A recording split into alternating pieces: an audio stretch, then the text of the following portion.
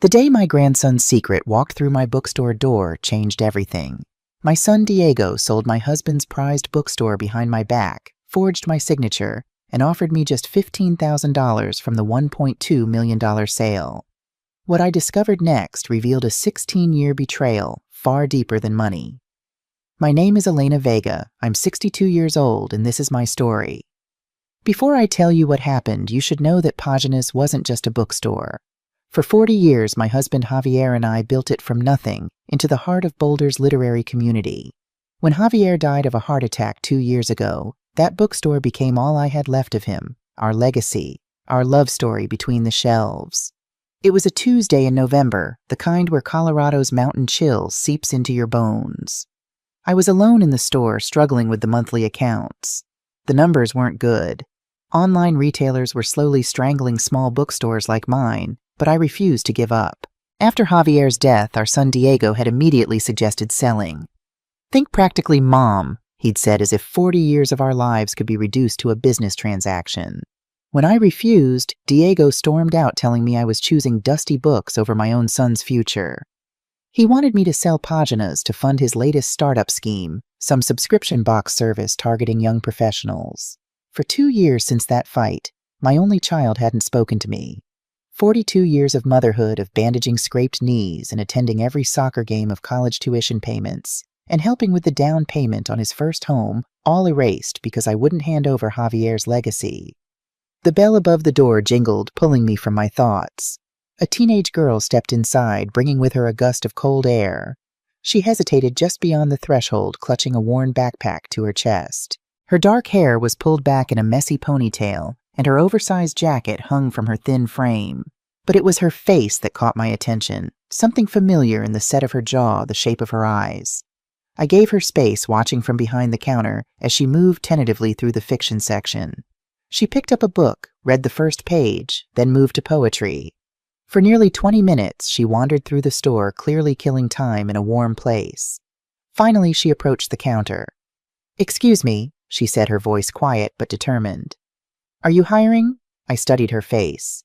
"How old are you?" 16. The answer came quickly rehearsed. "I know I'm young, but I work hard. I love books, and I'm a fast learner." "What's your name?" "Lucia. Lucia Navarro."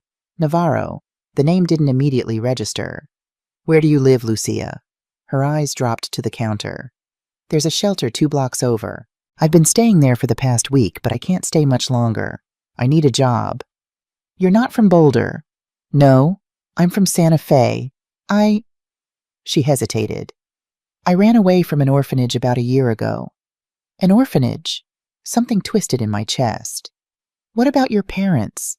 She was quiet for a moment, her fingers tracing patterns on the counter. "My mom died 4 years ago. Drug overdose. I found her." She said it flatly, like reciting a fact from a textbook. "My dad died before I was born. At least that's what my mom told me." "I'm sorry," I said. "What was your mother's name?" "Sophia. Sophia Navarro." The air left my lungs in a rush. Sophia Navarro. The name transported me back 17 years to a summer when a dark-haired young woman would sit in the corner of this very bookstore, reading poetry aloud to my son. Diego had brought her around for a few months. Then suddenly she was gone. He'd shrugged it off. We broke up, she moved back to New Mexico, and I never saw her again. I looked at Lucia with new eyes. 16 years old. The timing aligned perfectly. The familiar features I'd noticed weren't my imagination. She had Diego's eyes, his stubborn chin. Could it be possible? Was this girl standing in front of me, my granddaughter? "Do you have any work experience?" I asked, buying time as my mind raced. "Not officially, but I practically ran our household from the time I was 10. My mom was..." She trailed off. "She wasn't well. I made sure bills got paid at least when there was money. I kept things going until I couldn't anymore." My heart ached for this child who'd never been allowed to be a child. "Can I ask why you came to Boulder specifically?" "It's a long way from Santa Fe." Something flickered in her eyes. Caution, perhaps. "I found some old photos in my mom's things, before things got really bad. She looked happy here. There was a picture of her in front of a bookstore." She pulled a worn photograph from her pocket and slid it across the counter. My fingers trembled as I picked it up.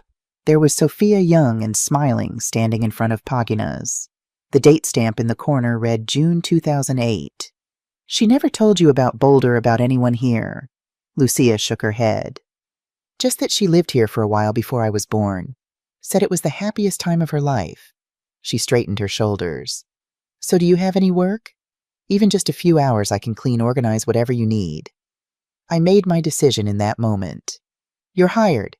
Can you start tomorrow at 9? Her eyes widened in disbelief. Really, just like that? You don't want references or anything? I trust my instincts, and I could use the help. I came around the counter.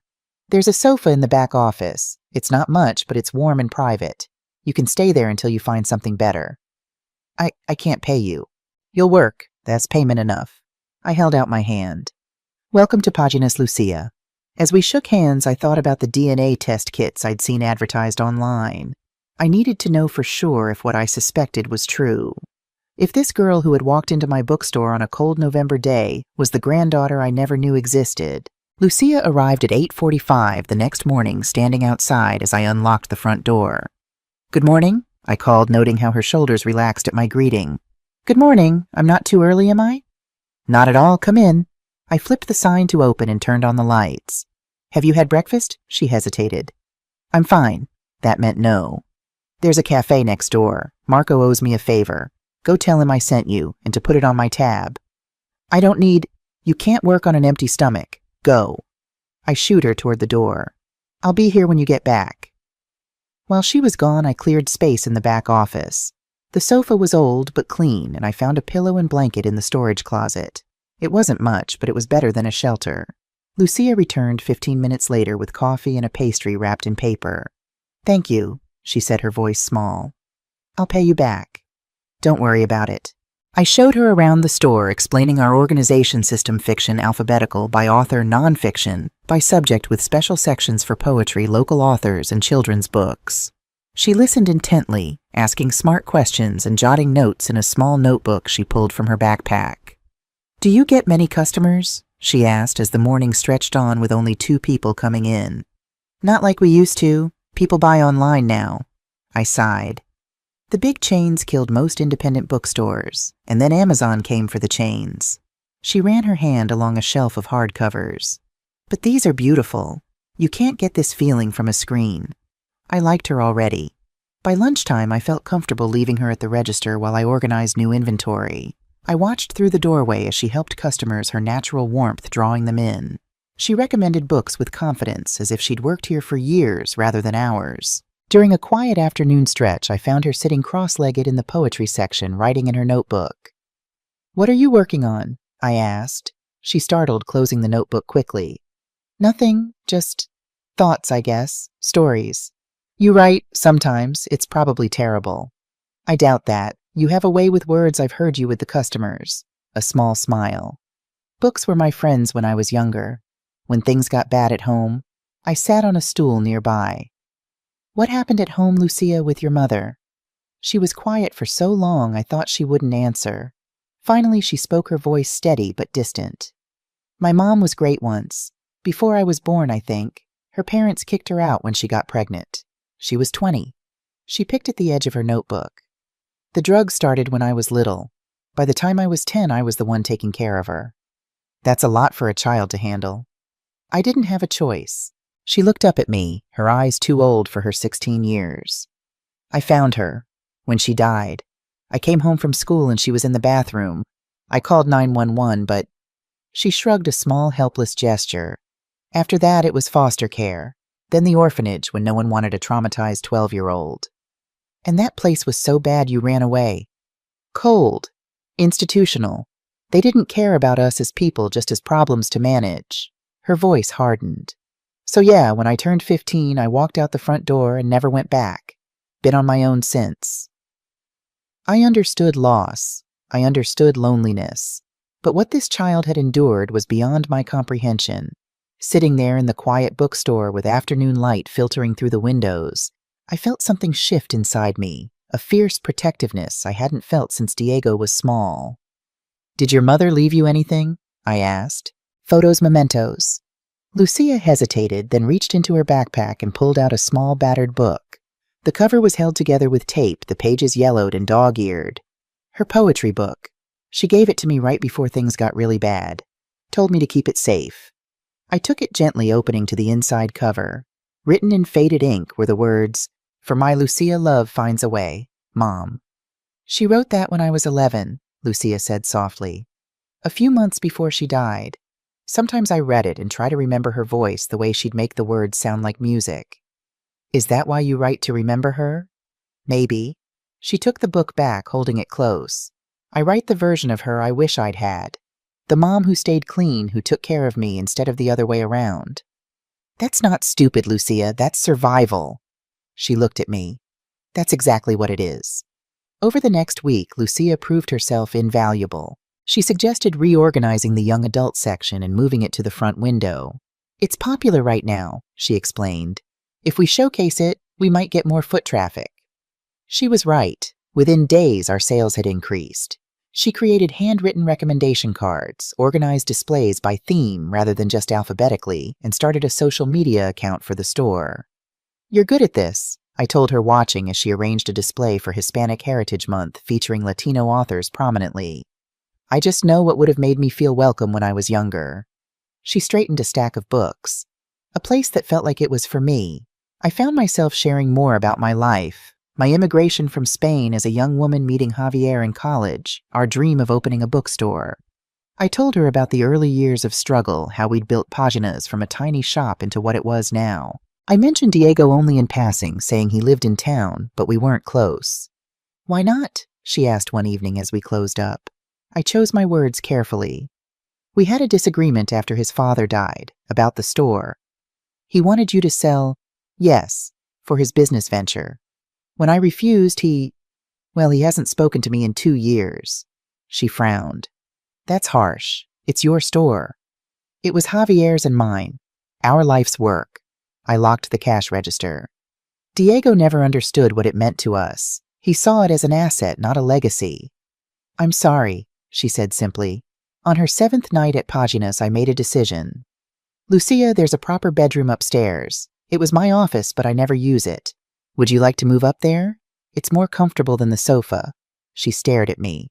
"You want me to stay upstairs in your home?" "If you'd like. No pressure." "Why are you doing all this for me? You barely know me." I looked at this girl who reminded me so much of someone I knew. "Because everyone deserves a chance, Lucia. And I think you and I might need each other right now." That night, I ordered 2 DNA test kits online. The kits arrived 3 days later. Lucia was organizing the mystery section when I brought the package downstairs. "What's that?" she asked. I held up the boxes. "DNA test kits. I got interested in genealogy after reading this book on family histories." I set the boxes on the counter. "I accidentally ordered 2. Would you like to try one with me? Could be fun to see where our families came from." She approached cautiously. "Really?" "Why not? You might discover something interesting about your heritage." "I don't know much about my family, just my mom." "That's okay. These tests can show ancestry from generations back." She shrugged. "Sure, why not?" We opened the kits together, following the simple instructions. Swab inside your cheek, seal the tube, mail it back. Lucia did hers first, then watched as I did mine. "How long does it take?" she asked as we walked to the post office. 3 to 4 weeks. "That's forever," I smiled. "Good things take time." As we waited for the results, Lucia became more settled at Páginas. She had transformed the spare bedroom upstairs into her own space with books borrowed from the store, creating a small library around her bed. She enrolled in online classes to complete her high school education, working diligently in the mornings before the store opened and in the evenings after we closed. I observed her closely, looking for more signs that she might be Diego's daughter, the way she furrowed her brow when concentrating, just like my son. Her laugh, sudden and bright, reminiscent of Diego as a boy. The way she used her hands when excited about a book, gestures that mirrored his. One Thursday afternoon, during a rare, quiet moment, I asked her about her birth certificate. "Do you have a copy?" She nodded. "It's one of the few documents I made sure to take when I left. That and my social security card." "Why?" "Just thinking about what you'll need for enrolling in school properly, getting a job beyond Páginas." "Does it list a father?" She hesitated, then reached into her backpack and pulled out a folder. From it, she extracted a worn birth certificate. It says Diego Vega, but my mom always told me he died before I was born. She looked up at me. Why do you ask? My heart raced. There it was in black and white, my son's name. Just curious. Diego is a common name in Spanish-speaking families. She studied me for a moment, then carefully returned the certificate to her folder. My mom never talked about him much, just that he was her first love and that he died in an accident before she knew she was pregnant. She shrugged. I used to make up stories about him when I was little. What he was like, what he did for work. Kid stuff. I swallowed hard against the lump in my throat. It's natural to wonder, did you know my mom when she was here in Boulder? The question was casual, but her eyes were intent. I might have, I said carefully. Sofia Navarro, the name sounds familiar. She would have been here about 17 years ago, 20 years old, studying literature at the community college. Boulder's a small city in some ways. It's possible we crossed paths. Lucia seemed to accept this, but I could see the wheels turning behind her eyes. She wasn't just a good writer, she was observant, connecting dots I hadn't realized I was leaving. The waiting became almost unbearable. I checked my email, constantly refreshing the DNA company's website multiple times a day. Lucia caught me once and teased, "You're really into this ancestry stuff, huh?" Just curious about my Spanish roots. I lied. My parents never talked much about where we came from. Meanwhile, Lucia continued to transform Páginas. Her idea for a monthly book club brought in new customers. Her social media posts about hidden gems on our shelves resulted in people coming in specifically asking for titles she'd highlighted. Sales improved enough that I could pay her a proper wage beyond room and board. "You don't have to," she protested when I handed her the first check. "Yes, I do. You work, you get paid. That's how it works." She stared at the check like it might disappear. "I've never had my own money before, not legally earned." "Well, now you do. It's not much, but it's yours." The results came on a Monday morning, 3 weeks and 4 days after we'd mailed the samples. I was alone in the store when the email notification appeared on my phone. Lucia was upstairs finishing an online class assignment. My hands trembled as I logged into the website and opened our results. There it was, clear as day, granddaughter match Lucia Navarro. I printed the results, my mind racing. How would I tell her? What would this mean? Would she be angry that I'd suspected but hadn't told her? Most importantly, what would I tell her about Diego, who had no idea she existed, or did he Lucia? I called up the stairs. "Can you come down for a minute?" She appeared a few moments later. "What's up?" "The DNA results are in." "Oh," she brightened. "That was faster than you said. What'd we get? Am I secretly royalty or something?" She laughed. I turned the laptop toward her. "Look at this." She leaned in, reading the screen. Her smile faded, replaced by confusion, then shock. "Grandmother match I don't understand." She looked up at me. "How is this possible?" I took a deep breath. "I have a son. His name is Diego. He's 38 years old." She went very still. 17 years ago, he dated your mother, Sofia Navarro. That summer, she used to come to this bookstore to meet him. "You knew," she whispered. "You knew who I was when I walked in." "I suspected," I corrected gently.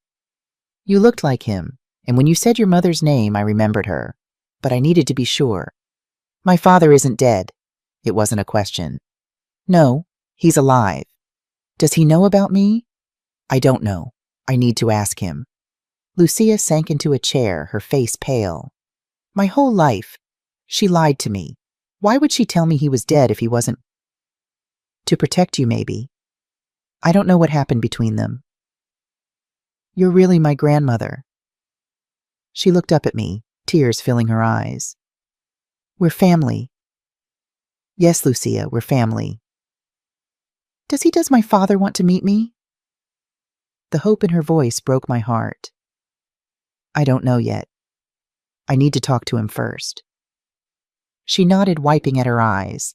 "When today? I'll call him today." "What if he doesn't want me?" The fear was naked on her face. I took her hands in mine. "Then he's a fool, and you still have me." Tears spilled over and she began to cry in earnest. I pulled her into my arms, feeling her body shake with sobs. My granddaughter. I had a granddaughter. After she calmed, I sent her to get lunch while I made the call. My phone seemed to weigh 1,000 pounds as I scrolled to Diego's number still saved after 2 years of silence. I dialed before I could lose my courage. It rang 4 times. I almost hung up. Mom, his voice wary and surprised. Diego, I need to see you. Today, if possible. Why, what's going on? I need to talk to you about something important. In person. A pause. I'm busy. Make time. My voice was harder than I intended. This isn't something we can discuss over the phone. He sighed, the sound of irritation so familiar it hurt. Fine, I can come by the bookstore at 4. Thank you. He hung up without saying goodbye. I stood there, phone in hand, my heart racing. In a few hours I would confront my son about the daughter he might or might not know existed. A daughter he had never acknowledged, never supported. A daughter who had suffered while he built his comfortable life. Lucia returned an hour later. Did you call him? Yes. He's coming at 4. Her face went through a series of emotions. Hope, fear, excitement, dread. Should I be here? Maybe stay upstairs at first. Let me talk to him. What if he's happy? What if he wants to meet me? The hope in her voice killed me. Let's just see what he says. 4 o'clock came with agonizing slowness. 15 minutes before Lucia went upstairs, her footsteps betraying her nervous energy as she paced the floor above. At precisely 4, the bell above the door jingled and Diego walked in. He looked the same: expensive coat, carefully styled hair, the confident stride of someone who'd never doubted his place in the world. He glanced around the store with barely concealed disdain. Mom, a nod, not a hug. Diego, thank you for coming. You said it was important. He stayed near the door as if planning a quick escape. I locked the front door and flipped the sign to closed. We should sit. I'd rather stand. Fine, we do this his way. Do you remember Sofia Navarro? His expression didn't change, but I saw the slight tensing of his shoulders. What about her? She had a daughter, 16 years old. Her name is Lucia. Now a flicker of something crossed his face. Okay, and she's your daughter. That's not possible. It is possible. It's true. He shook his head. Sophia and I broke up. She left. She left because she was pregnant with your baby. No, she would have told me. Would she? Or would she have been too scared, too hurt by what you'd said? He looked away, jaw tight. This is insane. I pulled the DNA results from under the counter, unfolded them, and placed them in front of him. These are DNA test results. Lucia took one. I took one. She's my granddaughter, which makes her your daughter. He stared at the paper, then pushed it away. These things make mistakes all the time. Diego, her birth certificate lists you as the father. That stopped him. He looked back at me, face pale. That's not possible. I never signed anything. She has your name on her birth certificate, and she has your eyes, your chin. Anyone who knows you would see it immediately. Why are you doing this? The coldness in his voice chilled me. After 2 years of silence, you ambush me with this. Because she deserves to know her father. I leaned forward. Sophia died 4 years ago. Drug overdose. Lucia found her mother's body when she was 12. She's been in foster care in an orphanage. She ran away last year and has been homeless. No reaction. Nothing in his face showed the slightest concern. She's 16 years old, Diego, and she's been through hell. I don't want to be a father, he said flatly. I never did. My stomach turned. What then? I never wanted kids. I made that clear back then. You told Sophia that... Yes. When she started talking about the future, about us, I told her I wasn't interested. That's probably why she left. I stared at my son, this stranger in expensive clothes. So you knew? You knew she was pregnant? He hesitated, then nodded. She told me. I told her I didn't want anything to do with it. I was 21, Mom. I had plans. A kid wasn't part of them. A kid. Your daughter. A person. He shrugged. I was clear about what I wanted. She made her choice. You let her leave pregnant and alone. She wasn't my responsibility. I couldn't believe what I was hearing. She's upstairs right now. Your daughter. She's brilliant kind, and she's survived things no child should have to face. His eyes flicked toward the ceiling, then back to me. I don't care. How can you say that? Because it's the truth. He pulled his keys from his pocket. Find someone else to guilt-trip Mom. I'm not interested in playing happy family. This isn't about playing anything. This is about a girl who deserves what a father who doesn't want her. That'll be great for everyone. He turned toward the door. Don't contact me about this again. Diego. He unlocked the door and walked out without looking back.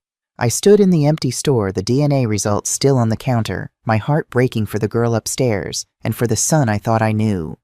I heard a creak on the stairs and turned to see Lucia standing there, tears streaming down her face. She'd heard everything. He doesn't want me, she said quietly. Lucia, it's okay. She wiped her eyes quickly. I figured as much. It's fine. It's not okay. He should want to know you. Well, he doesn't. Her voice cracked. I'm used to it. I crossed to her, pulled her into a hug. She cried softly against my shoulder, the kind of quiet crying you learn when you don't want to bother anyone. I'm sorry, I whispered. I'm so sorry. You tried, she said. That's more than most people would do. He's wrong, I told her fiercely. This isn't about you. It's about him being selfish and cruel. She nodded against my shoulder. My mom was right in a way. He is dead to me. I understand if you want to leave. If this is too much. She pulled back, surprised. Leave?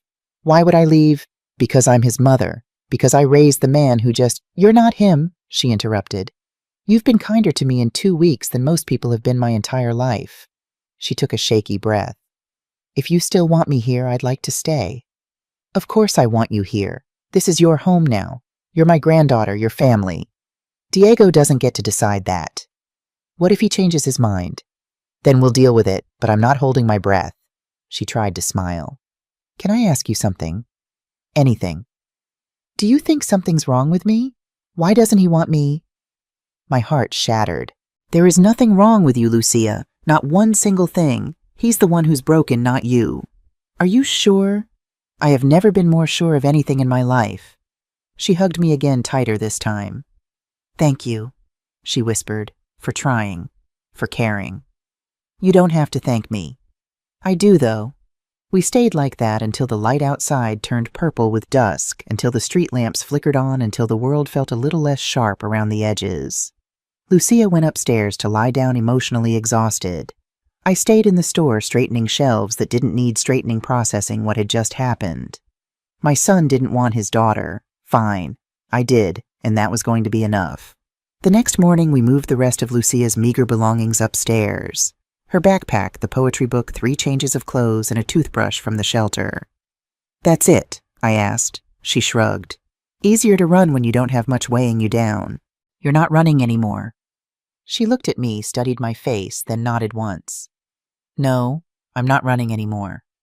As she arranged her few possessions in the bedroom, I made a silent promise to myself and to her. She would never have to run again. She would have a home, a family, a future.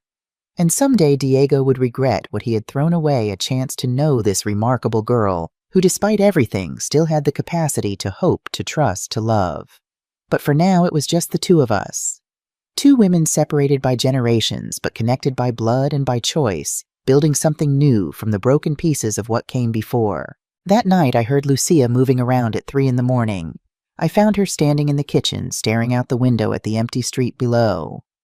Can't sleep, I asked softly. She startled slightly, then relaxed. It's too quiet, too safe. She poured herself a glass of water. In the shelter, there's always noise, people arguing, crying, doors slamming. Before that, on the streets, I'd sleep with one eye open. I leaned against the door frame. You'll get used to it. Will I? She sipped her water. My whole life I've been waiting for the other shoe to drop, for whatever good thing I have to be taken away. She looked at me. Even now, after today, I keep thinking you'll change your mind. About you staying here, I won't. But I'm a reminder of something painful. Your son rejecting his own daughter. How can you look at me and not think of that? I crossed the kitchen and took her hands in mine. Lucia, listen to me. When I look at you, I don't see Diego's mistakes. I see a bright, resilient young woman who deserves every good thing that's been denied her. I squeezed her hands.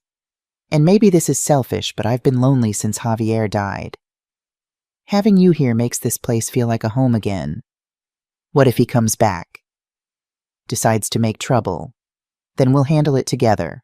I smiled. I may be an old lady, but I've still got some fight in me. That drew a small laugh from her. You're not old.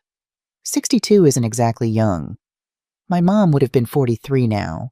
Her voice grew quiet. Sometimes I wonder who she might have been if things had been different. If she'd gotten help, or if my father had... She stopped, shook her head. It doesn't matter now. It matters if it helps you understand. She was silent for a moment.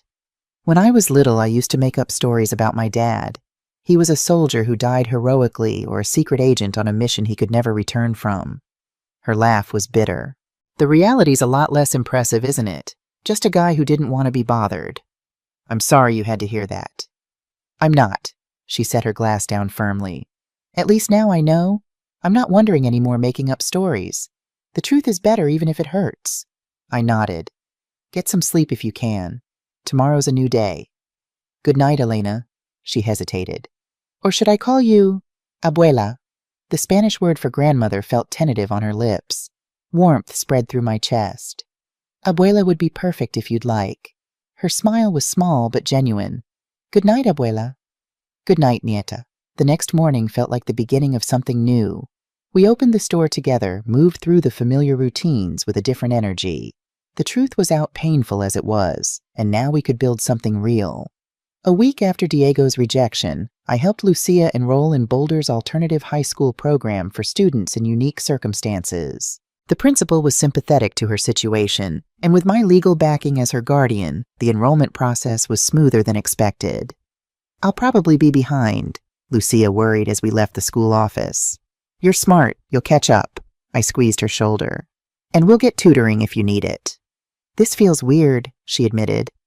Having an adult actually care about my education. Make plans. Get used to it, I told her with a smile. This is what family does. December arrived, bringing snow and holiday shoppers. Pagina's saw an increase in customers drawn by Lucia's creative window displays and social media promotions. She'd started a secret Book Santa program where customers could purchase books to be donated to children in the local shelter. This is genius, I told her one evening as we wrapped the donated books. We've sold more this week than in the past 3 Decembers combined. She shrugged, but I could see she was pleased. It's just marketing, and helping kids who don't have much. Like you used to be. Yeah. She tied a ribbon around a copy of Harry Potter. Books saved me when everything else was falling apart. Every kid deserves that escape. Christmas approached, and I realized with a pang that this would be Lucia's first real Christmas in years possibly ever given what she'd told me about her childhood. One night I brought down the box of decorations from the attic ornaments Javier and I had collected over 4 decades, strings of lights, the small nativity scene from my childhood in Spain. We're decorating, Lucia asked, eyes wide, as I set the box on the living room floor. It's a tradition. I pulled out a faded felt stocking with my name embroidered on it, and another with Javier's. I haven't done this since before Javier died. Her face softened. You don't have to because of me. I want to. I handed her a tangle of lights. Help me with these. We spent the evening decorating the apartment above the bookstore, Lucia listening intently as I told stories behind each ornament. When we finished, the small space glowed with warm lights and memories. I should get you a stocking, I said suddenly, with your name. She looked at me, her eyes shining. Really? Of course. Your family. The next day I closed the store early and took her shopping. We bought not just a stocking, but new clothes proper, winter boots, art supplies for her writing, and books, so many books that were now hers, not borrowed from the store. This is too much, she protested as we carried the bags home. It's Christmas and it's your first one with me. I linked my arm through hers.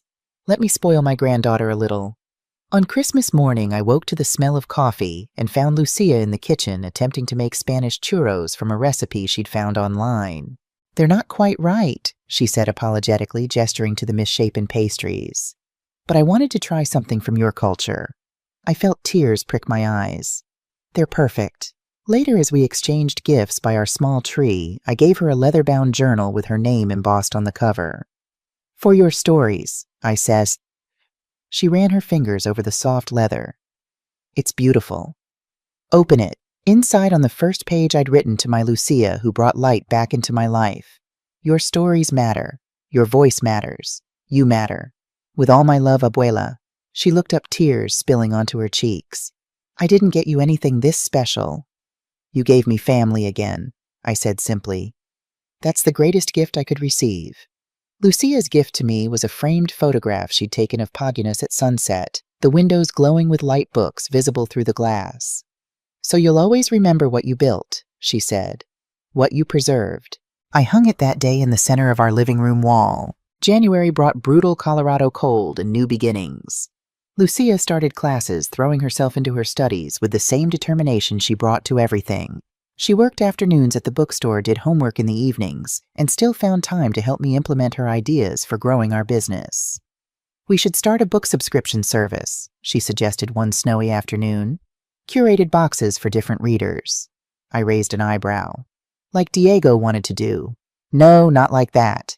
She shook her head emphatically. His was about lifestyle products with books as an afterthought. I'm talking about real personalized recommendations from booksellers who actually care. The irony wasn't lost on me that my granddaughter's idea might succeed where my son's had failed. It would take work, I cautioned. I can do it. Her confidence had grown these past months. I'll create a questionnaire for customers, build subscription profiles. We can start small, maybe 20 subscribers. Let's try it. Within a month, Pagunas Personalized had 37 subscribers paying $35 monthly for books selected specifically for their tastes. Lucia wrote personal notes for each package explaining why she'd chosen that particular book for that particular reader. The reviews were glowing. People posted photos of their packages on social media, praising the thoughtfulness of the selections. Our subscriber list grew to 50, then 75. For the first time in years, Pagunas was not just surviving, but thriving. Lucia continued to excel in school, impressing her teachers with her insights and writing ability. Her English teacher, Ms. Chen, called me after receiving Lucia's personal essay assignment. Has Lucia considered applying to college early? She asked. Her writing is remarkable. With her life experiences and literary voice, she could be competitive for scholarships. She's only 16, I replied, surprised. She hasn't even finished high school. She's academically advanced despite her interrupted education. We could create an accelerated plan. Ms. Chen paused. I don't often say this, Ms. Vega, but your granddaughter has something special. A gift. That night I mentioned the conversation to Lucia. College. She looked up from her homework. I hadn't really thought that far ahead. I was just focusing on graduating high school. Ms. Chen thinks you have exceptional talent. She believes you could qualify for scholarships. Lucia bit her lip. I don't know if I'm ready for that. And college is expensive even with scholarships. We'll figure it out. I sat beside her at the kitchen table. What matters is what you want. I want to write, she said softly. I've been working on something, a novel, I guess, about my mom, about me. It's probably terrible. I doubt that. Would you let me read it? She hesitated. It's not finished, and it's raw, about the addiction, about what it was like finding her. I'd be honored to read it whenever you're ready to share. She nodded. Maybe when it's done. Spring brought warmer days and more changes. Lucia's subscription service had grown to over 100 members, bringing steady income to the bookstore. She'd started a weekly writing group that met in our back room, attracting both teenagers and adults interested in creative writing. In April, she turned 17. I closed the store for the day and took her to Denver, where we visited the tattered cover bookstore. Her request, had lunch at a fancy restaurant, my insistence, and attended a reading by one of her favorite authors. Best birthday ever, she declared on the drive-home window, down her hand riding the air currents. Thank you, abuela. You deserve it, nieta. I glanced at her profile, struck by how much she'd changed in 5 months. Her face had filled out, no longer gaunt from hunger and stress. Her eyes were brighter, her smile came more easily. She looked like a normal teenager, though I knew she'd never truly be normal after everything she'd experienced. That night after we returned home, she handed me a stack of papers held together with binder clips. It's not finished, she said nervously, but if you still want to read it, her manuscript. I took it reverently. I'll start tonight. I stayed up until 3 in the morning, unable to put it down. Her writing was stunning, raw and honest, filled with both pain and surprising beauty. She wrote about her mother's addiction with compassion, but without romanticism about her own role as a child caretaker with clear-eyed precision. The narrative was non-linear, moving between her early childhood the day she found her mother dead and her time in foster care and on the streets. The next morning I found her waiting anxiously in the kitchen. "Well," she asked, not meeting my eyes. "Lucia," I said, my voice thick with emotion, "this is extraordinary." She looked up. "Really? You're not just saying that? I've sold books for 40 years. I know good writing when I see it." I placed the manuscript carefully on the table. "This is better than good. It's exceptional. There's so much more I need to do with it." "Of course. First drafts are just the beginning, but the foundation is solid, more than solid." I reached for her hand. "When you're ready, there are people who should see this. Agents, editors." Her eyes widened. "You think it could be published?" "I do, but that's not why you should finish it." "Why then?" "Because it's your story and it deserves to be told. For you first, for readers second." She nodded slowly. "I'll keep working on it." "Take all the time you need." Throughout that spring and summer, Lucia divided her time between school, the bookstore, and her writing. I watched her mature, gaining confidence not just in her abilities, but in her place in the world. The fearful girl who'd walked into Paginas was becoming a self-assured young woman who knew her worth. In August, she graduated high school a year early, having completed an accelerated program with honors. I sat in the audience, bursting with pride as she walked across the stage in her cap and gown. "I wish Javier could see this," I whispered to myself. He would have loved her. After the ceremony, as we took photos outside, I caught Lucia scanning the crowd, a momentary shadow crossing her face. "What is it?" I asked. She shook her head. "Nothing. Just, for a second I thought maybe he'd come. Diego, it's stupid." My heart ached for her. "It's not stupid, it's human." "It doesn't matter." She squared her shoulders. "The people who matter are here." That evening we celebrated with dinner at home, joined by Ms. Chen and Marco from the cafe next door, who'd become something of a surrogate uncle to Lucia. I'd invited a few other friends, my bookselling colleagues from other stores, neighbors who'd watched Lucia grow these past months. As we shared dessert, Ms. Chen raised her glass. "To Lucia, who reminds us that it's never too late for new beginnings." "To new beginnings," everyone echoed, "aid." Later, when our guests had gone, Lucia helped me clean up the kitchen. "I've been thinking about college," she said casually. "CU Boulder has a good creative writing program." I looked at her. "You'd stay in Boulder?" "If that's okay. I could live in the dorms if you want your space back." "This is your home for as long as you want it," I said firmly, "and selfishly I'd love to have you close." "Good, because I've already applied for spring admission." She grinned. Ms. Chen helped me with the application, and I got this. She pulled an envelope from her pocket and handed it to me. Inside was a letter offering her a substantial merit scholarship. I looked up, eyes wide. "Lucia, this is amazing. It's not a full ride, but it's enough that with my savings from the bookstore I should be okay." She leaned against the counter. "And I can still help with Paginas." "We'll make it work," I assured her. "I'm so proud of you." She ducked her head, still uncomfortable with praise. "Thanks for believing in me." "Always," I promised. "Always." Fall brought change to Boulder leaves, turning gold and crimson students returning to the university, a crispness in the air that spoke of endings and beginnings. Lucia spent her final months before college polishing her manuscript and expanding the bookstore's programming. Her book club had grown so popular, we had to create a sign-up system and divide it into age groups. The young adult division was her favorite teenagers from backgrounds similar to hers, finding community and voice through literature. "I see myself in them," she told me one evening after a particularly lively discussion. "What I might have been if I'd had this earlier." "You're giving them what you didn't have," I pointed out. "That's a gift." In October, Lucia announced she'd finished her manuscript. "I think it's done," she said, placing the thick stack of paper on the kitchen table. "At least as done as I can make it." "May I read the final version?" She nodded. "I want you to, but—" She hesitated. "I added something. A new section about finding you, about Diego." "Oh. Is that okay? I can take it out." "No, it's your story. Tell it honestly." I picked up the manuscript. "All of it." I read through the night again, captivated by the power of her revised work. The new section about discovering her father was alive. His rejection and finding unexpected family with me was written with the same unflinching honesty as the rest. She didn't vilify Diego, but she didn't spare him either. "What happens next?" I asked the following morning. "I don't know." She poured coffee for both of us. "I've researched the publishing process a little. We need to find an agent, I think."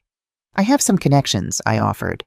"Former customers who work in publishing. Let me make some calls." Those calls led to a list of agents who specialized in literary fiction and memoirs.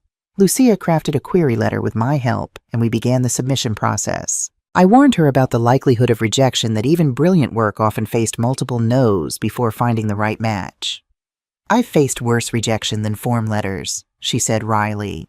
Still, the first few rejections stung. I found her one evening staring at her computer, shoulders slumped. "Another no," she nodded. "This one actually read it. Said it was impressive but not commercially viable."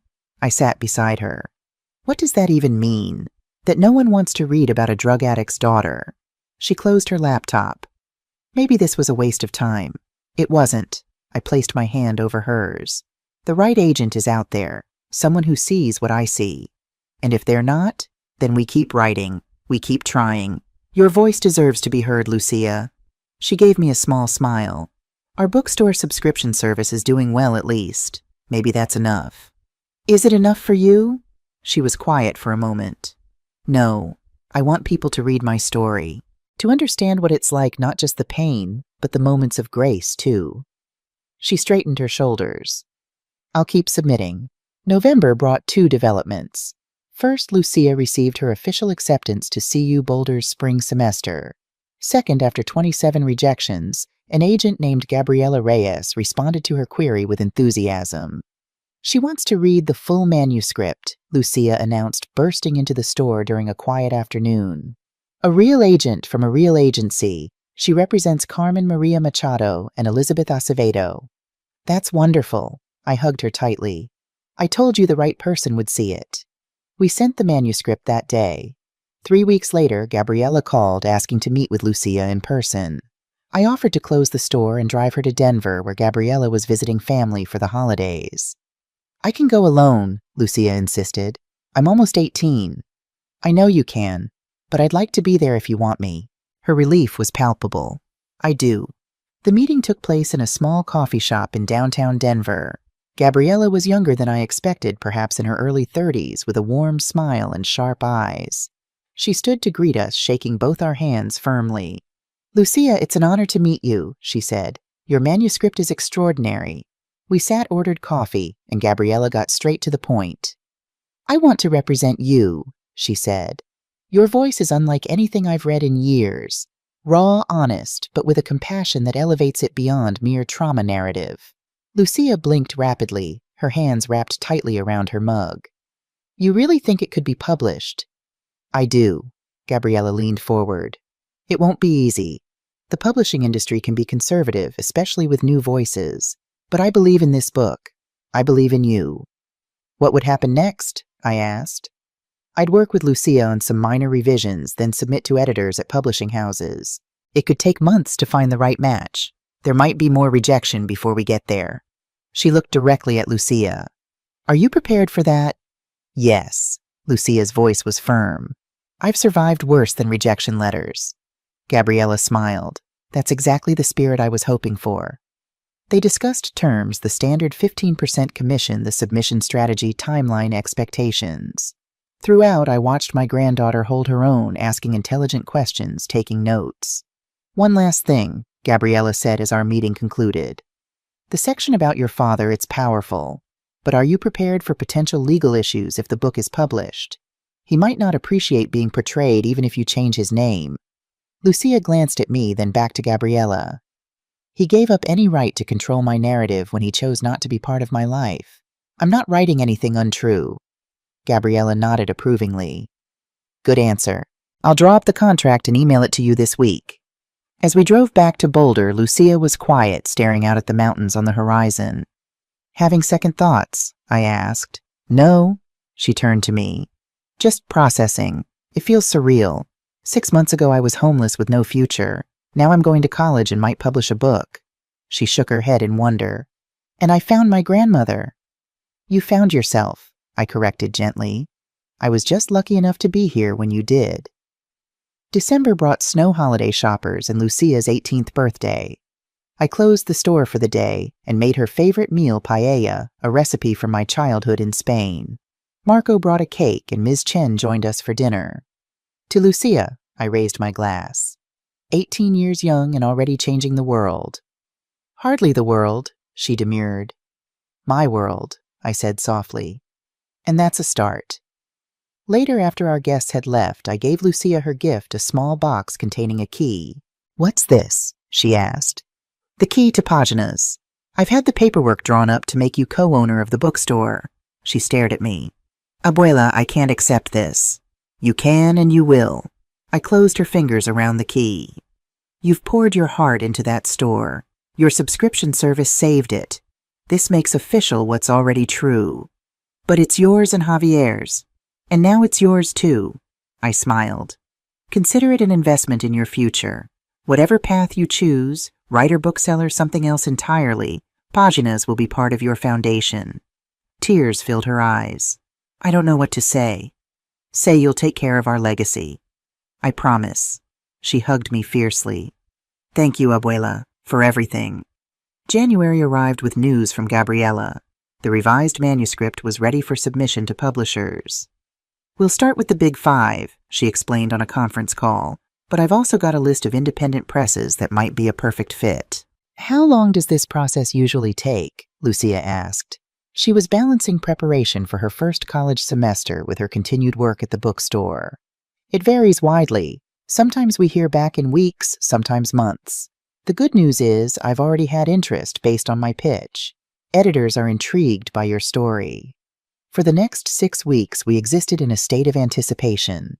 Lucia threw herself into her college classes, determined to excel, despite her unconventional educational background. I managed the bookstore with help from a part-time employee we'd hired to cover the hours Lucia was in class. The rejections came first 6 in quick succession. Too intense for our list, one editor wrote. Beautifully written, but not right for us, said another. Lucia took each one in stride, more resilient than I would have been at her age. They're actually reading it, she noted after the 4th rejection. They're taking the time to respond personally. Gabriela says that's a good sign. In early March, Gabriela called with news. A small but prestigious literary press was interested. They love the manuscript, she reported. The editor Sylvia Klein particularly connected with the sections about finding your grandmother and rebuilding family. She has some editorial suggestions, but nothing major. What does this mean? Lucia asked, her voice cautious. It means they want to make an offer. Gabriela couldn't keep the excitement from her voice. It won't be a huge advance, they're a small press, but they'll give the book the attention and care it deserves. 2 days later, the official offer came through, a modest advance of $10,000, but with terms that respected Lucia's vision for the book. We celebrated that night with champagne, toasting to dreams becoming reality. I never thought this would actually happen, Lucia admitted, her cheeks flushed with excitement and sparkling wine. Even when I finished it, even when Gabriela took me on, it didn't seem real. Believe it, I told her. This is just the beginning. The contract arrived the following week, thick with legal language. I insisted we have a lawyer review it before signing, a precaution Lucia found amusing but necessary. I've never owned anything worth protecting before, she remarked as we left the lawyer's office, contract approved and signed. It's a strange feeling. Get used to it, I advised. You're a property owner and now an author with a book contract. You're building a life piece by piece. Spring unfurled in Boulder, painting the city with new green and fragrant blossoms. Lucia thrived in her college classes, particularly in her creative writing workshops, where professors quickly recognized her talent. At the bookstore, our programming continued to expand under her direction: author events, writing workshops, community outreach to local schools. In April, Sylvia Klein, Lucia's editor, came to Boulder to meet her in person. They spent hours at a cafe near campus discussing editorial direction and marketing plans. Lucia returned energized and slightly overwhelmed. She wants me to dig deeper into some sections, she reported, especially about Mom and her addiction, to humanize her more. And she loves the new sections about finding you. How do you feel about the changes she's suggesting? Lucia considered this. They make sense. They're not changing my voice, just asking me to use it more fully. She looked at me. She asked if I'd consider doing readings when the book comes out. Bookstore events. That's standard, and you'd be wonderful at it. Would we host one at Pagina's? Of course. It would be the launch venue. I smiled at the thought of it, Lucia reading from her book in the store where we found each other. A perfect full circle. As summer approached, Lucia worked on her revisions while continuing her studies and bookstore responsibilities. I marveled at her capacity for hard work, her determination to excel at everything she touched. The frightened, hungry girl who'd walked into my bookstore was now a confident young woman with a future stretching bright before her. One evening in late May, as we closed up the store together, Lucia asked the question I'd been dreading. Do you think we should tell him about the book? I didn't need to ask who him was. Why would you want to? I don't know. She straightened a display of new releases. Legal reasons maybe, or just basic courtesy. He forfeited courtesy when he walked out that door. My voice was sharper than I intended. I know, but I'm putting our family story into the world. His name won't be in it. I'm changing those details, but people might figure it out. I sighed. What does Gabriella say? That legally we're on solid ground. Everything I've written is true, and I'm changing identifying details. She looked at me. This isn't about him, Abuela. It's about me having control of my own story. I nodded slowly. Then no, I don't think we need to tell him, but I'll support whatever you decide. She seemed relieved. Thank you. I think I just needed permission not to feel guilty about it. You have nothing to feel guilty about, Nieta. Nothing at all. As we locked up and headed upstairs to our apartment, I reflected on how far we'd come in 18 months. From strangers connected by a DNA test to a family bound by choice as much as blood. From a struggling bookstore to a thriving community hub.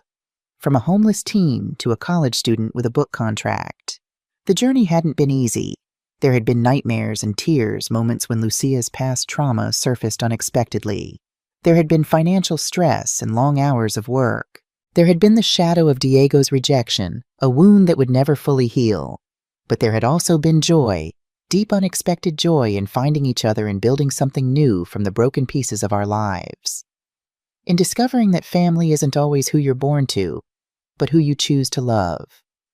As we settled in the living room with tea, Lucia working on her laptop, me with a book, I silently thanked whatever twist of fate had brought her to my door that November day. I didn't know what the future held, what challenges and triumphs awaited us, but I knew we would face them together. My granddaughter, my family, my second chance at love. 5 years passed like turning pages in a well-loved book. Lucia graduated from CU Boulder with honors, her literary career blossoming alongside her work at Pagina's. Her memoir, Searching for Sophia, was published to critical acclaim when she was 19. Though sales were modest at first, the book found its audience particularly among young people who had experienced parental addiction or foster care. By 23, Lucia had published her second book, a novel exploring themes of chosen family and belonging that received stronger commercial success. Her third book, released just months ago, had earned a spot on the New York Times bestseller list, catapulting her from respected literary voice to genuine literary star. Pagina's had transformed from a struggling neighborhood bookstore into a thriving cultural hub. The subscription service now had over 500 members across the country. We'd expanded into the vacant storefront next door, creating a cafe and event space that hosted readings, writing workshops, and support groups for at-risk youth. Lucia had established a foundation providing creative writing opportunities for children in foster care, funded by a percentage of her book proceeds. I was now 67 with more silver than black in my hair, but I felt younger than I had in decades. The purpose and joy Lucia brought to my life kept me energized, even as I gradually handed more responsibility for the store's operations to her. You should retire, Lucia would tease as we balanced the monthly accounts together. And do what sit around watching telenovelas all day, I'd counter. I'll slow down when I'm dead. Our life together had found its rhythm, comfortable, purposeful, filled with books and words and the community we'd built.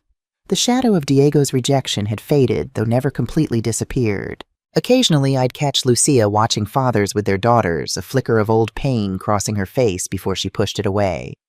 Do you ever think about trying to contact him again? I asked once after we'd encountered a particularly touching father-daughter scene at a local restaurant. No, she'd said firmly.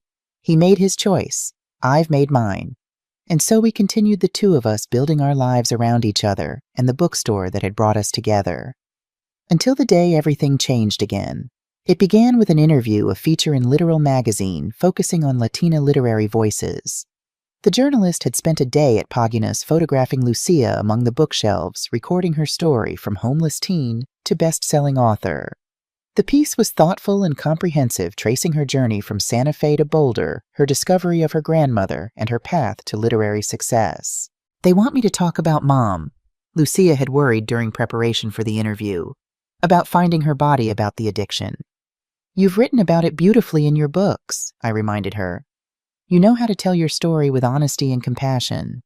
"And Diego, they'll ask about my father." "Tell as much or as little as you choose. It's your story to tell." The article was published on a Tuesday in October.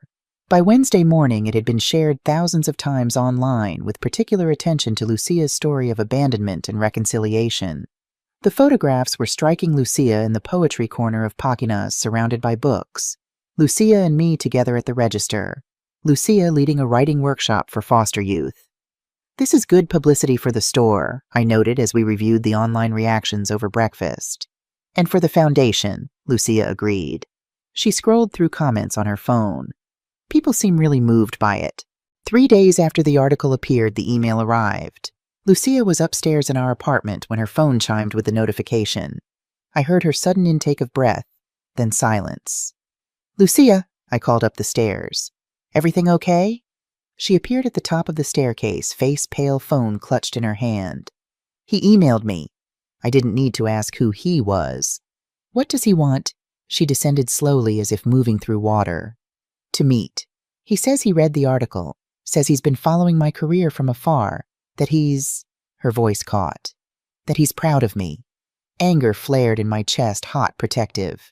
After 8 years of silence, now he's proud. He says he was wrong, that he regrets how he handled everything. She handed me the phone. The message was brief but carefully worded. "Lucia, I read your interview in Literal magazine. I've actually been following your writing career since your first book was published, though I've respected your space by not reaching out until now. What I did 8 years ago was unforgivable.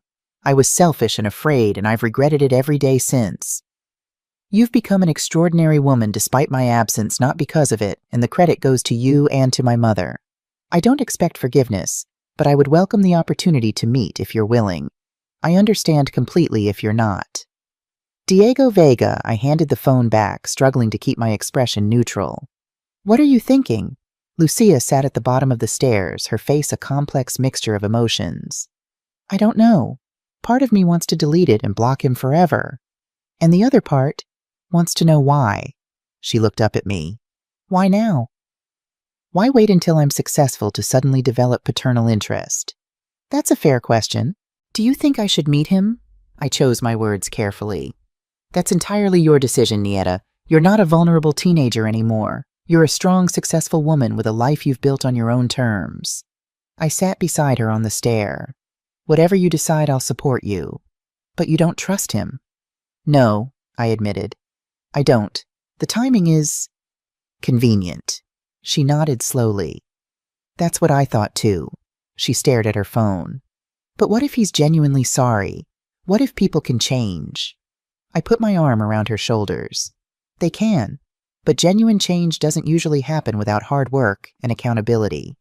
I think—" She took a deep breath. "I think I want to meet him, just once, to hear what he has to say." "Then that's what you should do." "Will you be upset if I do?" I squeezed her shoulder. "I just want you to protect your heart, Lucia. You've worked too hard building your life to let anyone, even your father, disrupt it." She leaned against me.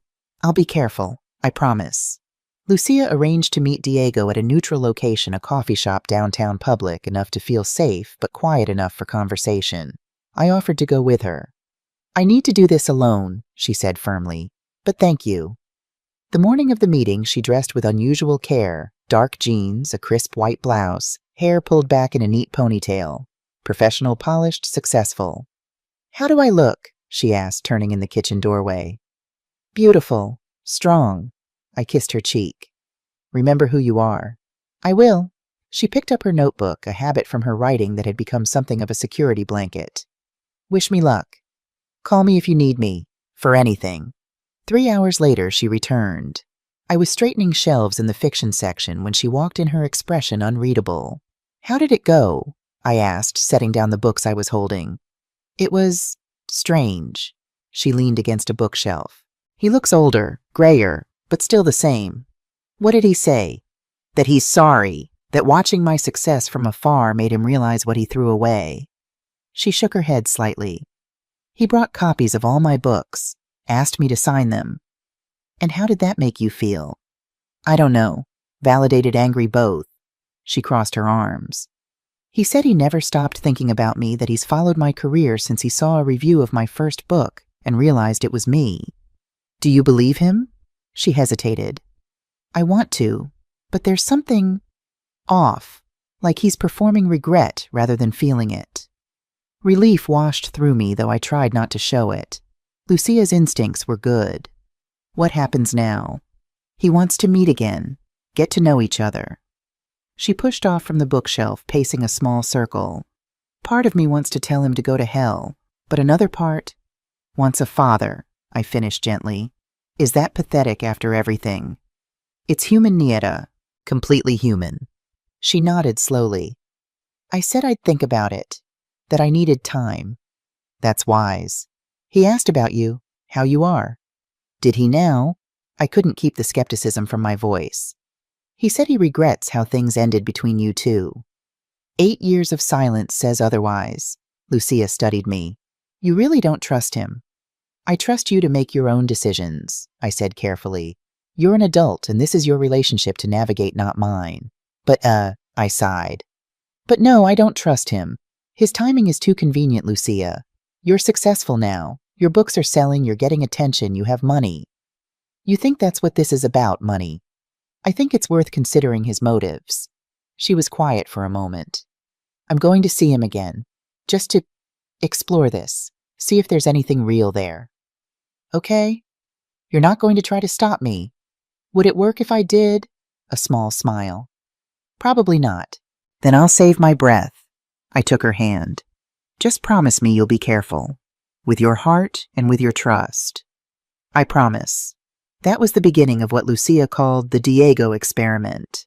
She began meeting him for coffee once a week, each time returning with mixed feelings, hope mingled with suspicion, longing with resentment. Diego was charming, attentive, seemingly eager to make amends. He brought photos today, she told me after their third meeting, of himself when he was my age, of you and Javier when you were young. Did he now? I couldn't help the dryness in my tone. He talked about growing up in the bookstore, about how he used to hide in the mystery section and read when he was supposed to be helping customers. I remembered those days Diego as a boy before ambition and selfishness hardened him. He was a good reader, I acknowledged, when he applied himself. He said you taught him to love books, that everything good in him came from you and Abuelo. Flattery was always one of his talents.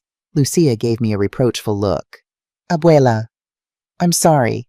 I'm trying to be supportive, but it's difficult. I know. She squeezed my hand. And I hear your concerns. I'm being careful, I promise. 2 weeks later, Diego appeared at Páginas for the first time in 8 years. I was alone at the register when he walked in, the bell above the door announcing his arrival. He'd aged gray at his temples, lines around his eyes, but still carried himself with the same confidence. Mom, a nod not quite meeting my eyes. Diego, my voice was cooler than the October air outside. Lucia's not here. I know, I came to see you. That surprised me. Did you? Can we talk, please? I gestured to the small seating area we'd created near the front window. 5 minutes. We sat across from each other, the distance between us greater than the small table that separated us. You've done an amazing job with her, he said after an awkward silence. With Lucia, she's incredible. She was incredible when she walked through that door at 16. I just gave her a safe place to be herself. He nodded. I deserved that. What do you want, Diego? He shifted in his seat. To apologize. For what I did to Lucia to you. I was wrong. Yes, you were. I'm trying to make amends. Are you... I studied his face, looking for sincerity.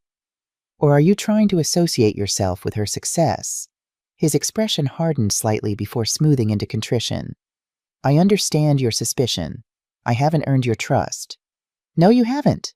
But I'd like to try, for Lucia's sake. Lucia is an adult. She can make her own decisions about who belongs in her life. Including you.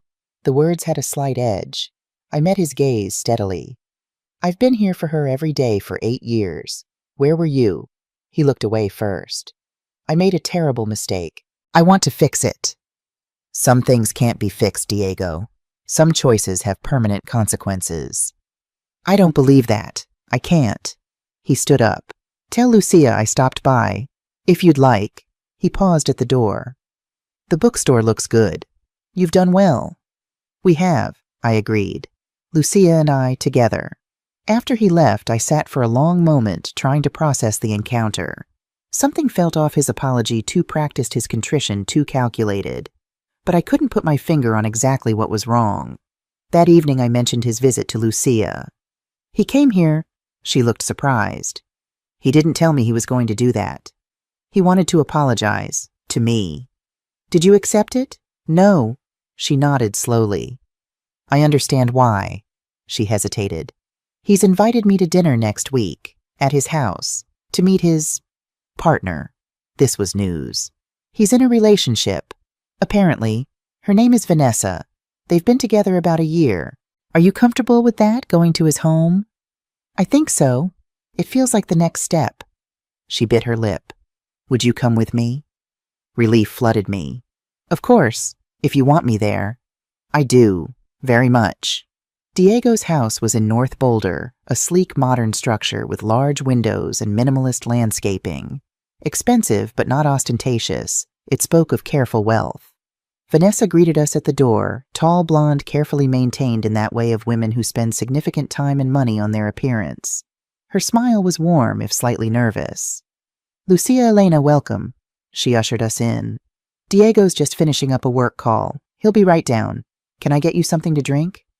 The evening progressed with strained politeness. Diego played the attentive host, telling carefully selected stories from his past, asking Lucia thoughtful questions about her writing process, complimenting the transformation of páginas. Vanessa was gracious but quiet, watching the dynamic between father and daughter with curious eyes. Lucia tells me you're working on your 4th book, Diego said as we finished the main course, an elaborate paella that I suspected had been catered rather than homemade. Yes, it's still in early stages. Lucia was guarded about her work in progress, as most writers are. What's the advance like on something like that, now that you're on the bestseller list? The question landed like a stone in still water. I saw Lucia stiffen slightly. That's not really dinner conversation, she replied lightly. Of course I'm sorry. Diego backtracked smoothly. I'm just proud. Curious about the business side. Diego has always been interested in the financial aspects of creative work. Vanessa offered a slight edge to her voice. He's a numbers person. How is your business doing? I asked, redirecting. Lucia mentioned you have a tech startup. A shadow crossed his face. It's been challenging. The market's volatile right now.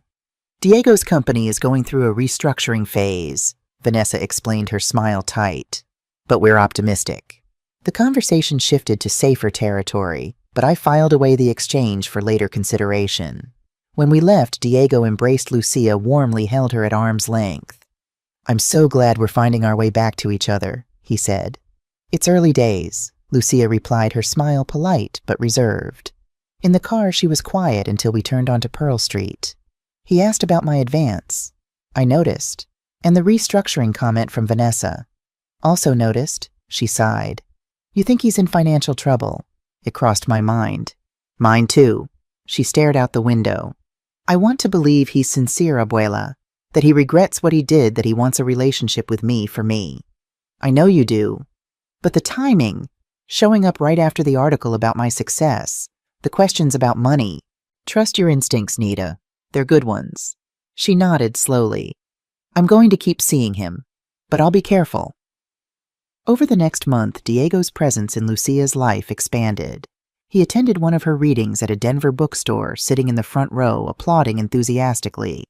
He began stopping by páginas more frequently, always when Lucia was working, bringing coffee or lunch, asking about her writing her foundation work.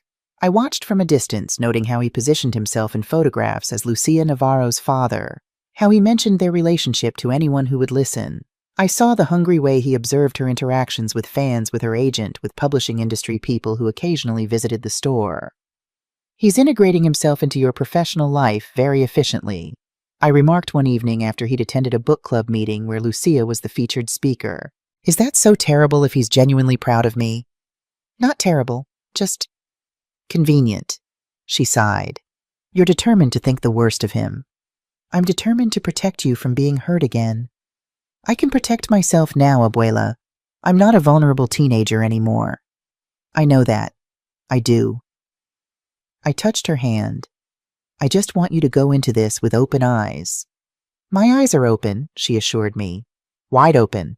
2 months into their renewed relationship, the other shoe dropped. Lucia came home from coffee with Diego, her expression troubled. What happened? I asked, setting aside the inventory spreadsheet I'd been reviewing. He told me about his business troubles. She sank into the chair across from me. His latest startup is failing. He's burned through his investors' money and they're pulling out. I see. He needs a loan to keep it afloat until they can secure new funding. There it was. How much? $200,000. She looked at me, her eyes clouded. He said he wouldn't ask, but I'm family and he's desperate.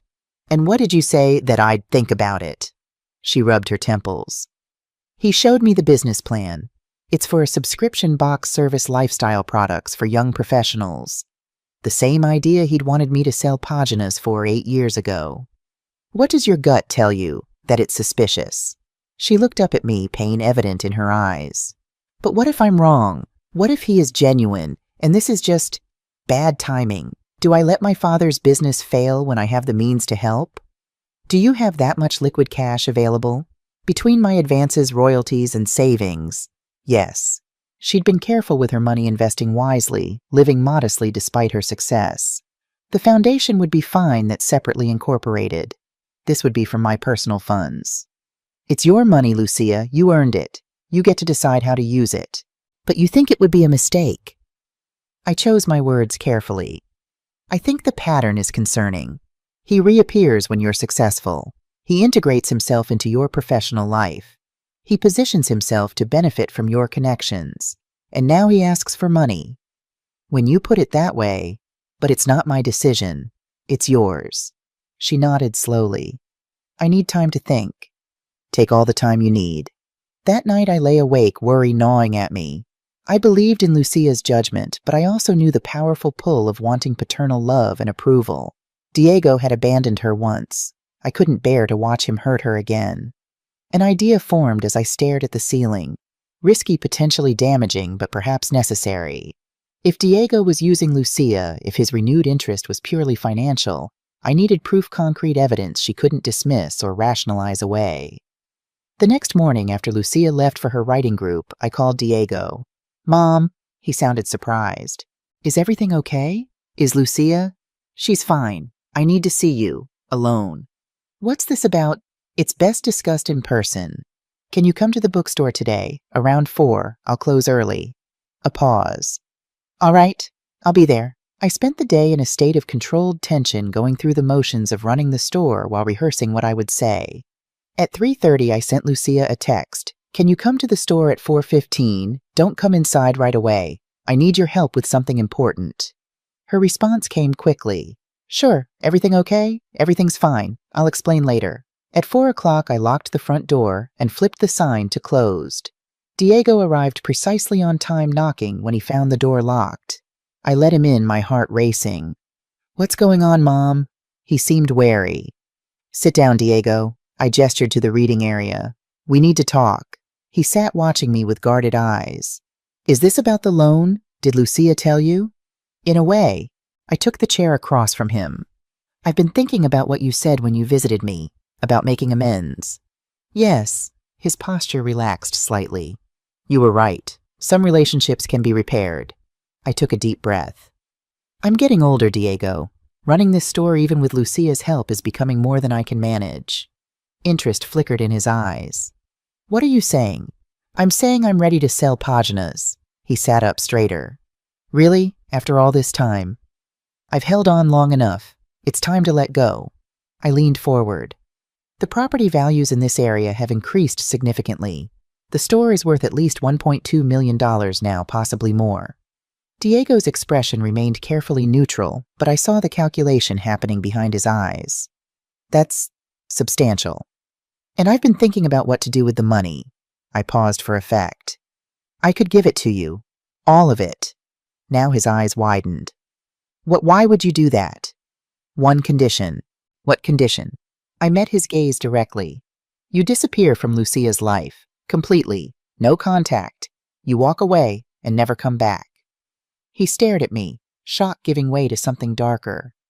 You can't be serious. Completely serious. The bookstore and all proceeds from its sale in exchange for you leaving Lucia alone.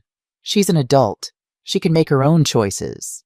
Then make yours. The bookstore or your daughter? Silence stretched between us. I watched emotions flicker across his face, surprise, calculation, decision. Finally he spoke. Deal. Though I'd expected it, the word still felt like a physical blow. Just like that. Look, Mom, let's be realistic. His tone shifted, became more pragmatic.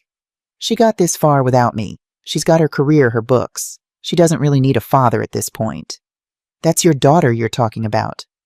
That's $1.2 million you're offering. He leaned forward. When would I get the money? After the sale. A few months, perhaps. How do I know you'll actually go through with it? How do I know you'll actually stay away from Lucia? A cold smile. I guess we trust each other. I guess we do. You know, he glanced around the store. With the right agent, you might get closer to $1.5 million for this place. Location's prime. Behind him, I saw the office door open silently. Lucia stood in the doorway, her face pale, eyes wide. Diego, following my gaze, turned and saw her. His expression shifted instantly to one of surprise and dismay. Lucia, this isn't... Don't. Her voice was steady, controlled, but I could see the tremor in her hands. Don't even try. Diego stood. Your grandmother set this up. She's manipulating you. Is she? Lucia stepped fully into the room. Or did she just expose what was already there? This isn't what it looks like. It's exactly what it looks like. She moved closer, her posture straight and dignified despite the pain evident in her eyes. You were using me. Again. Waiting for the right moment to cash in. That's not true. I care about you. You just agreed to never see me again for $1 million. Her voice cracked slightly. What part of that says care? Diego looked between us, his charm falling away to reveal the calculation beneath. This was a setup. Yes, I admitted calmly, to show Lucia who you really are. Unbelievable. He grabbed his jacket from the back of the chair. You two deserve each other. Stuck in this pathetic bookstore with your precious literary principles. Better than being stuck with you, Lucia replied softly. Diego stormed to the door, turned for one last barb. For what it's worth, I was going to pay you back. The loan was legitimate. I don't think it was, Lucia said.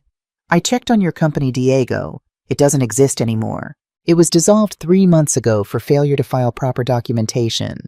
Before you ever contacted me. Surprise registered on his face, followed by a flash of grudging respect. You did your homework. I learned from my mistakes. She crossed her arms. Goodbye, Diego. He left without another word, the bell above the door jangling discordantly in his wake. The moment the door closed, Lucia's composure cracked. She covered her face with her hands, her shoulders shaking. I went to her immediately, wrapping my arms around her. I'm so sorry, I whispered, holding her as she cried. I'm so sorry you had to see that. You were right, she managed between sobs.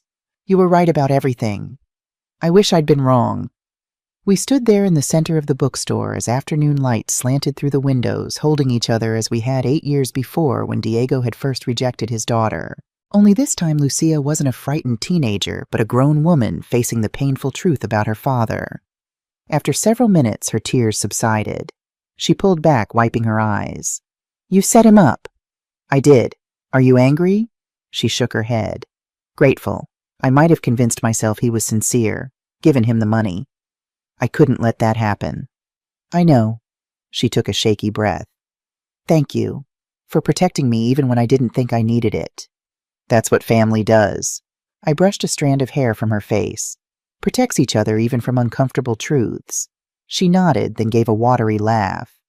Were you really going to sell him paginas? No, I smiled. The store isn't even solely mine to sell anymore. It's ours, remember? Right. She looked around at the bookshelves, the reading nooks, the space we'd created together. Our home. Always. The weeks following Diego's final departure were difficult. Lucia moved through them with quiet determination, channeling her pain into her writing, into the foundation work, into making paginas even more of a sanctuary for those who needed one. I keep thinking about other kids like me, she said one evening as we closed up the store. How many are out there right now with parents who can't or won't care for them, who just need one person to see them to give them a chance? Too many, I agreed, turning off the lights. But you're making a difference one child at a time. It doesn't feel like enough. It's more than most people do. She nodded, then asked the question I'd been waiting for. Why do you think he came back? Really, I considered my answer carefully. I think he saw your success and wanted to be part of it the way people always want to be associated with success. I think he needed money and saw you as a potential source. But I also think in his way he might have been curious about you. But not enough to actually care. Caring requires sacrifice, Nieta. Diego has never been willing to sacrifice for anyone but himself. She was quiet for a moment. I need to put this in the book. Your current manuscript. Yes, it's about cycles, how we repeat patterns across generations or break them. This is part of the story. Are you sure it's still raw? That's exactly why it belongs there. Her voice grew stronger. My whole career has been built on honesty about addiction, about abandonment, about finding family in unexpected places. This is just another chapter in that story. I squeezed her hand. Then write it. Every painful, beautiful word of it. Winter gave way to spring, spring to summer. Lucia finished her manuscript and delivered it to her publisher. Early reviews were enthusiastic, calling it her strongest work yet. As the release date approached, she threw herself into preparations, organizing book tour events, arranging speaking engagements. We should do something special for the launch, she said one morning in late July. Something bigger than our usual events. What did you have in mind? A foundation fundraiser combined with the book release. We could transform the entire store, invite local authors to participate, make it a community celebration. Her enthusiasm was infectious. I love it. We spent the next month planning. The event grew from a simple reading to a literary festival spanning both floors of Paginas and spilling onto Pearl Street itself. Local restaurants donated food, the university's creative writing department agreed to sponsor a panel discussion, and several of Lucia's literary friends offered to attend. The night before the event, we stayed late at the store putting final touches on the decorations. String lights hung from the ceiling, creating a warm glow among the bookshelves. Tables were arranged throughout the space, each featuring signed books from participating authors. A stage had been set up in the cafe area for readings and the panel discussion. It's beautiful, Lucia said, surveying our work. Better than I imagined. It's going to be perfect. I put my arm around her shoulders. Are you ready? I think so. She leaned against me. I've been thinking a lot about Mom lately, about what she'd think of all this. She'd be incredibly proud. I hope so. She was quiet for a moment. I used to be so angry with her, for the addiction, for not getting help, for leaving me alone. But now I just feel sad. She missed so much. She loved you the best she could, Nieta. We all have our limitations. Like Diego. Yes, though I'd argue his limitations were more self-imposed. She nodded thoughtfully. I've realized something working on this book. I spent so much of my life wanting parents who could love me properly, wanting to be enough for them to choose me to stay to get better. That's natural. Maybe, but I've been looking in the wrong direction. She turned to face me. The real miracle isn't finding parents who won't abandon you. It's finding family in the people who choose to love you, who see you at your worst and stay anyway. Tears pricked my eyes. Like us. Like us, she smiled. Mom did one thing right. She named me after finding light in darkness, Lucia. And even though she couldn't be that light for me, she somehow set me on a path to find you. And you were the light that brought me back from my darkness after Javier died. I hugged her tightly. We found each other when we both needed it most. Exactly. She pulled back, her eyes shining. That's what the book is really about. Not the betrayals or the pain, but the healing, the rebuilding, the choosing of family. The launch event the next day exceeded all our expectations. Hundreds of people filled paginas spilling onto the sidewalk outside. Lucia signed books for 3 hours straight, her hand cramping, but her smile never faltering. The foundation raised over $30,000 for writing programs for foster youth. Local news covered the event, interviewing Lucia about her journey from homelessness to literary acclaim. Late that night, after the last guests had gone, after the caterers had packed up, after the bookstore was quiet again, Lucia and I sat among the remaining decorations, exhausted but content. "I can't believe it's over," she said, slipping off her shoes. "All that planning, and it's done in a flash." "Not over," I corrected gently. "Just a new chapter beginning." She smiled at the writerly metaphor. "You're right as usual." "Tell me," I asked, curious what comes next after the tour, after the dust settles. She considered the question. "I'm thinking of expanding the foundation, opening a dedicated space for writing workshops, maybe even transitional housing for youth aging out of foster care." "That's ambitious." "I learned from the best." She reached for my hand. "And you, what's next for Elena Vega?" I laughed softly. "At 70, maybe finally slowing down a little, letting you take more control of paginas." "Never. You'll be rearranging display tables and arguing with publishers about discounts when you're 90. "Probably true." We sat in comfortable silence, the bookstore quiet around us. The only sound, the tick of the old clock on the wall, the same clock that had been keeping time since Javier and I opened paginas 45 years before. "Abuela," Lucia's voice was soft. "Yes, thank you for everything, for seeing something in that desperate girl who walked into your store, for taking a chance on me." "Oh, Nieta," I squeezed her hand. "It was never a chance. It was recognition. I saw myself in you, my stubbornness, my love of words. I saw Javier's kindness, his quiet strength."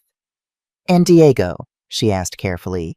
"His determination, his intelligence." I smiled. "But you took those traits and turned them toward compassion rather than ambition. You broke the cycle." She nodded satisfaction in her eyes. "I did, didn't I?" "Without question." Outside, the street lamps cast gentle light on Pearl Street. Inside paginas, surrounded by books and memories and possibilities, two women sat hand in hand, not bound by tragedy or loss, but by choice, by love, by the family we had created for ourselves when the one we were born to failed us. "What shall we do tomorrow?" Lucia asked. "What we always do," I replied. "Open the store, welcome readers, share stories, build our legacy. Together." And in that moment, I knew with absolute certainty that whatever came next, whatever challenges, whatever joys, whatever surprises life had in store, we would face them as we had faced everything else since that November day when fate brought us together. As family, as home, as the light that finds its way through darkness, illuminating the path forward. The end.